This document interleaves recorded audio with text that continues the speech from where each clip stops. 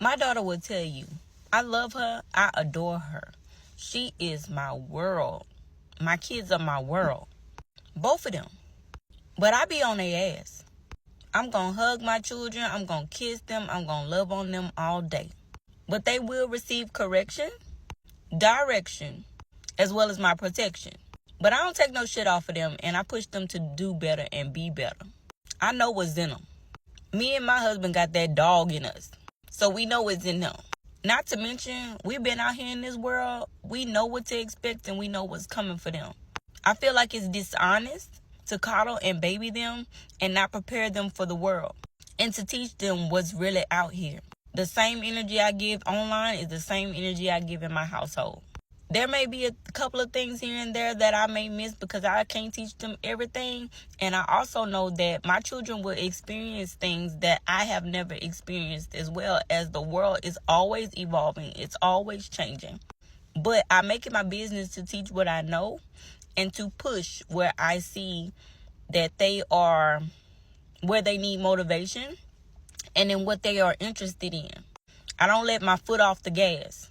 If I see your potential, I'm going to encourage that and I'm going to push that. And that's not just with my kids. I did that as a stub with my students. And some of them used to come to me with D's and F's and I pushed them and I guided them. And they used to come back telling me how they brought their grades up to like C's, B's, and A's. Sometimes all it takes is that person who believes in you. And it's not always going to be soft. Some of us come from a place of tough love.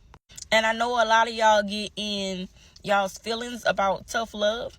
But tough love does not equate to abuse. You don't have to bring people down. You don't have to demean them. You don't have to degrade them. That's not what it should be about. But coddling children and babying them, there are going to be moments where you need to be soft with them and considerate and stuff. But coddling them to their detriment is only going to hurt them in the long run. It's not setting them up for reality in a world that they can thrive in. Because some of y'all will smile at these kids, give them everything, coddle their emotions, make adults give them everything that they want. And all you're doing is setting them up for failure. These children are going to be shocked and appalled when they meet people who are not going to give them that energy. Because they are fighting to survive in this world too. They are fighting for to get out of survival mode. You will be releasing these children in a world with people who were raised on survival. Not everybody was raised on love. Not everybody was raised on being coddled. There are some children who will become adults that did not get to be kids. And they're going to have to coexist with these folks. Not to mention, socially, it's not teaching them to be a team player. It's not teaching them to think outside of themselves. And yes, self-care and sometimes selfishness is necessary, but too much of something can be a bad thing at some point.